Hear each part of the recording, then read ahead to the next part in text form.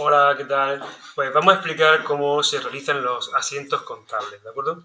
Una vez que ya hemos visto cómo funciona el libro mayor, es decir, cómo la forma en la cual representamos las cuentas de cada uno de los elementos que hay que integran el patrimonio de la empresa, pues vamos a ver cómo se representan luego un hecho contable, que es cuando al menos hay la modificación de dos elementos del patrimonio de la empresa, ¿de acuerdo? Bueno, la estructura de un libro diario podemos ver que es la siguiente, ¿de acuerdo?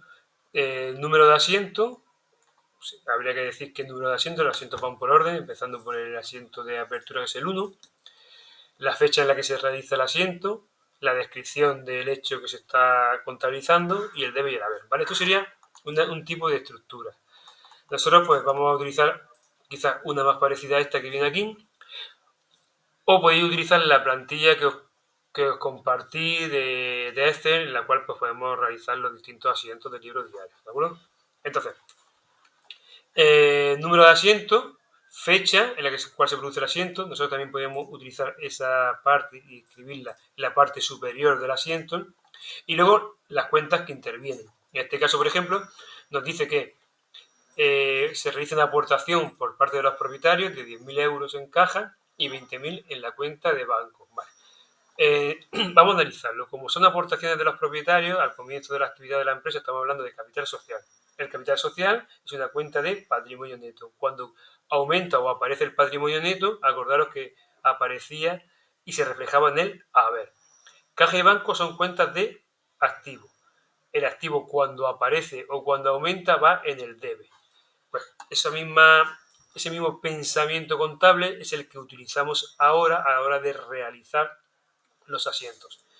Si sabemos realizar o si sabemos transportar esa información, transferir esa información a un libro mayor, a los mayores, como hemos visto en vídeos anteriores, pues ya sabemos realizar el asiento. Entonces, reflejamos banco y caja en el debe, a capital social en el haber. Y como siempre, la suma del debe debe ser igual que la del haber. No nos podemos equivocar, ¿de acuerdo? Es la forma de ver y de comprobar que los asientos están correctos. Y es que en el debe, la suma de todos los movimientos del debe ser igual a la suma de todos los movimientos del haber.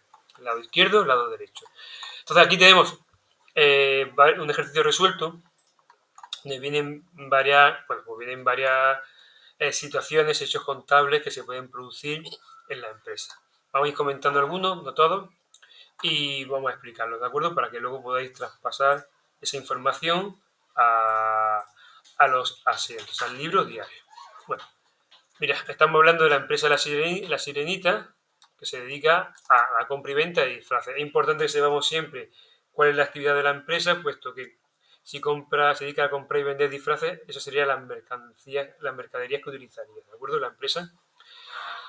Nos dice que se crea el 5 de octubre de 2016, mediante socio único y una aportación de 75.000 euros, la sociedad.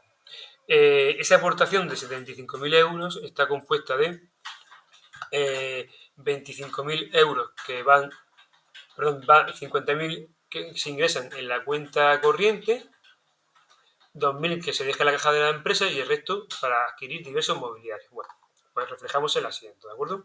Sería capital social 75.000, capital social, cuenta de patrimonio neto, aparece, incrementa por el haber. Banco, caja inmobiliario, las tres cuentas que van asociadas a ese ingreso del patrimonio neto son cuentas de activo y las tres aparecen por el debe, es decir, se produce un incremento en el debe. Pues, caja 2.000, banco, cuenta corriente 50.000, mobiliario 23.000, a capital 75.000. Como vemos, la suma del debe es igual a la suma del haber. Luego nos dice que el 15 de octubre la empresa decide comprar un local valorado en 100.000 euros, de los cuales 25.000 pertenecen al terreno. Para ello pide un préstamo al banco de ese mismo día, por la cantidad total, es decir, por 100.000 euros, que le es concedido e ingresado en la cuenta. El préstamo lo devuelve en un pago único de 5 años. Vale, pues entonces solicitamos un préstamo por 100.000 euros que se va a devolver dentro de 5 años. Sería una deuda pasivo pasivo no corriente, deuda a largo plazo con entidad de crédito, aparece esa deuda por el haber. Y como contraprestación percibimos el importe de ese préstamo, que son 100.000 euros. Esos 100.000 euros van a banco es una cuenta de activo, cuando recibimos el importe va en el debe, aumenta el activo, ¿de acuerdo? Y como siempre, como estamos viendo, pues bancos, cuentas corrientes a deuda a largo plazo, pues esto se va a devolver en un periodo superior a 5 años, ¿de acuerdo? Y siempre el debe igual a la vez. Adquirimos la construcción que nos dice, bueno, diferenciamos entre la parte que corresponde a los terrenos y bienes naturales y la parte que corresponde a la construcción. El importe total es 100.000 y como se abona, hay una salida de banco, disminuye el activo, la disminución del activo va en el haber. Bueno, y el punto 4 nos dice que el 30 de octubre compra una furgoneta para el reparto por importe de 20.000 euros, que paga 1.000 por caja, por banco otros 1.000 y el resto pendiente de 2 años. Vale, pues adquirimos la furgoneta, aparece la cuenta, elementos de transporte, activo, aparece el activo o aumenta en el debe.